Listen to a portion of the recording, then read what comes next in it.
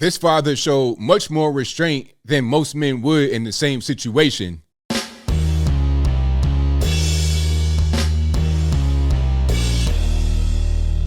How's everybody doing? My name is Anthony Brian Logan, and today we got to talk about this Loudoun County, Northern Virginia father being violently arrested during the school board meeting, and the video of the incident went viral all over the internet. Now, before I get to that video, I got to back up a little bit to explain why this story is very important. You need to keep your eye on it. Now, back earlier in the summertime, the father went to the school board meeting, and there was a very serious issue he was talking about. Things got out of hand. He gets arrested. Now, recently I did a video about the federales potentially intervening with school board meetings. Why? The National School Board Association are talking about, oh, there's a threat of domestic terrorism. Some of these parents are getting out of control. And they're using the video that went viral of the father being arrested as quote unquote proof or an example or evidence of what they're talking about. So you may have the DOJ, FBI invoke the Patriot Act against concerned parents because they're saying that the parents are getting violent. You understand where we're going? Now, before I go any further, let's roll the clip. In this clip, you're going to see the violent arrest. Then you're going to hear from the father and why he was behaving the way he was behaving. After we get done with that, I'll come back.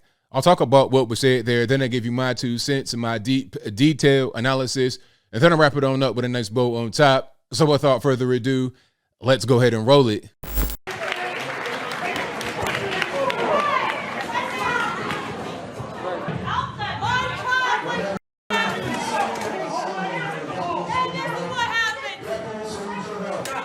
That moment turned Scott Smith from an outraged father to the left's new embodiment of the right-wing domestic terrorist.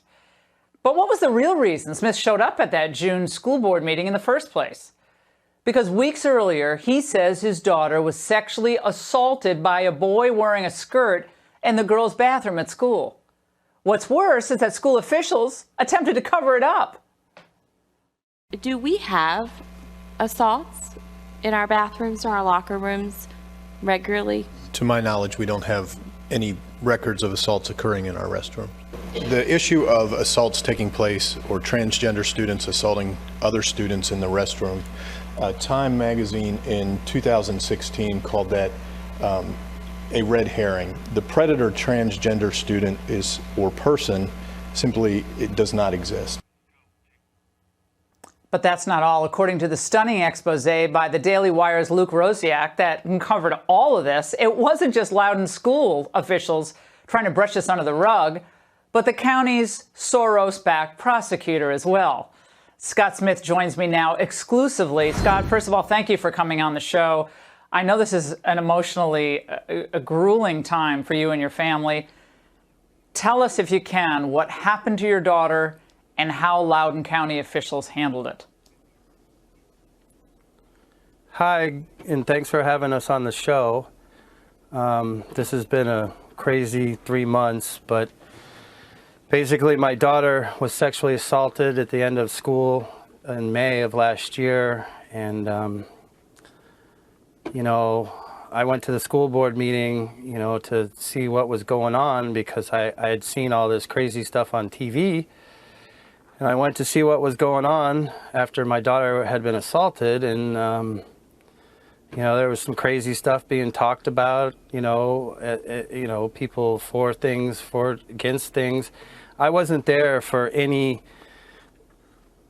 I'm good with gay people, cross-gender people, everybody, anybody who wants to be a good American. I'm good with. I went there to find out why our children weren't safe.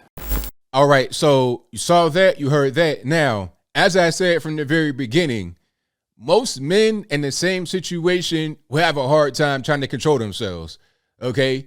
And right away, the police, I'm not going to really fault them, nor am I going to fault the father. They're both doing their job. They both did what they're supposed to do.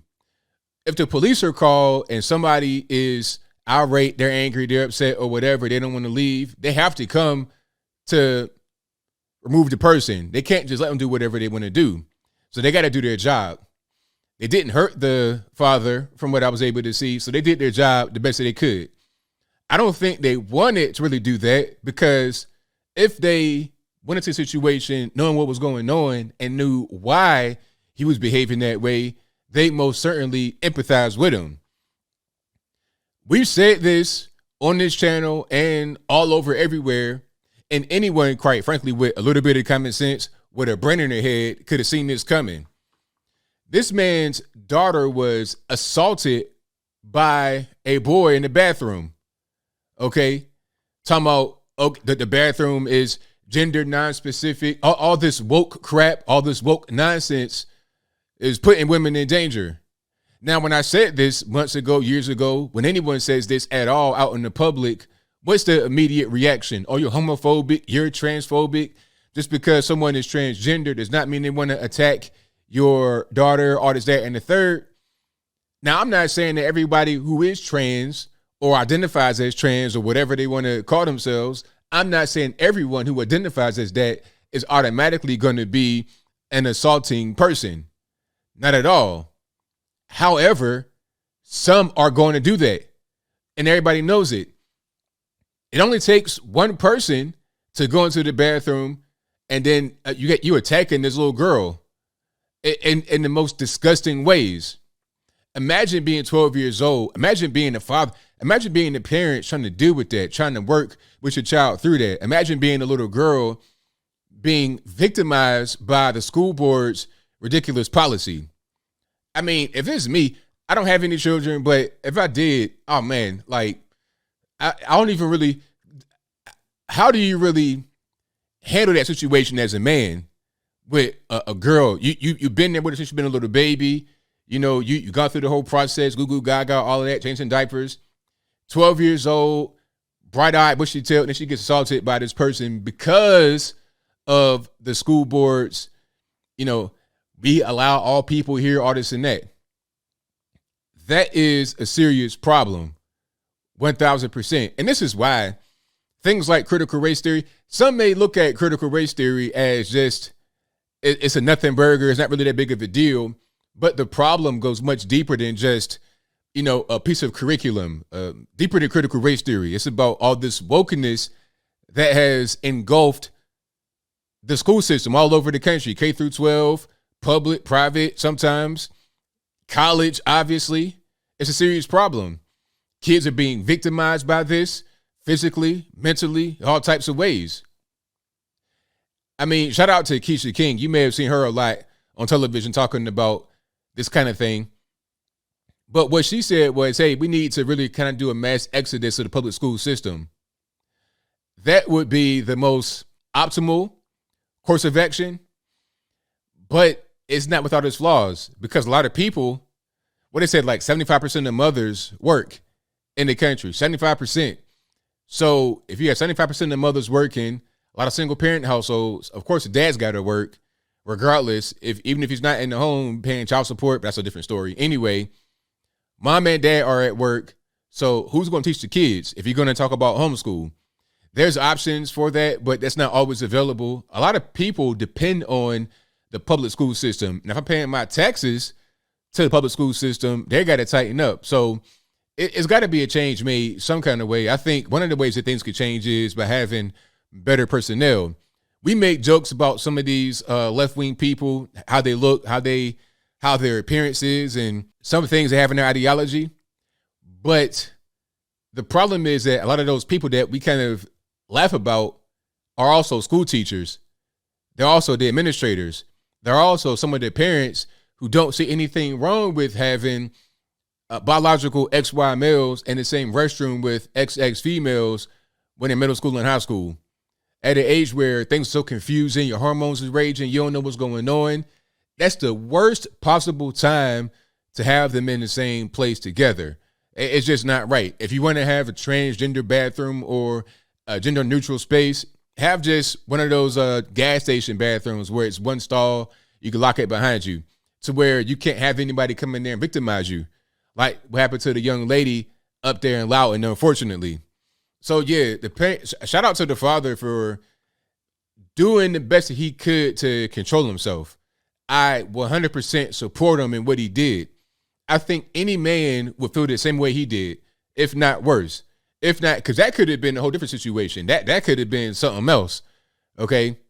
And shame on these school systems or the public school union or whatever it was, trying to use that video as an example of why we need to curtail parents and school board meetings. If anything, that video is evidence of why we need to be more involved in the school system, why we need to have a lot of changes made, serious changes, not just lip service. We're talking about real and tangible changes, because having a little girl assaulted by a boy, it's just not right. It's beyond the scope.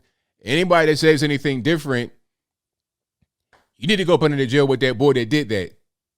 And I almost forgot this last part. The boy was allowed to still be around in school, and he assaulted someone else. So now he's in jail. But this whole situation, the environment for him to be a criminal was fostered by the policy. Now, I'm not saying the policy caused him to be a criminal. I'm saying the policy gave him the space to do what he wanted to do. You got to have rules in place. You got to have standards. When you relax standards, when you relax the rules, you're going to get more criminality as a result, evidenced by this. And it's unfortunate that this man's daughter had to be the victim of ridiculous policy or lack thereof. And I think I'll leave that right there for now. And what say you? How do you feel about the father doing what he did at the school board meeting? Do you empathize with him? Should he have not done that? Whatever your thoughts are, let me know in the comments below. You guys know where I'm at. I think that the dad did what he should have done. That was his job, to go out there and do that, period. I don't care. You know, if it's me and I know that I might get arrested for doing that, then so be it. You know, I take whatever, I take whatever come with it. I know that's part of this whole process, right?